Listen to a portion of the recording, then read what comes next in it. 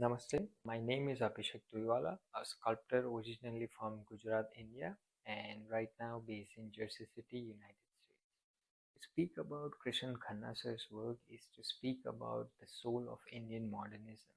His work doesn't just depict scenes, it listens to them, whether it is bandwalas or the refugees or the quiet tension of painting makes spaces for voices that are often ignored.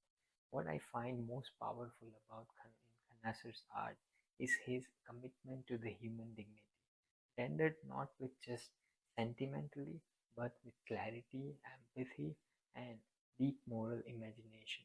As someone whose practice engages with migration, displacement, and identity, I see his work as a reflection of our shared struggle to hold on to the memory, to carry history not as a burden but as a breathe. In my own work, I try to build that kind of honesty, not just beauty but the truth. And Khanna has been quite guide in that journey. Krishen Khanna taught us that art can be written and poetry all at once. For that, I am profoundly grateful. Wish you a very happy 100th birthday, sir. Your legacy remains with us, whether we work in a pigment or apply matters because it remembers.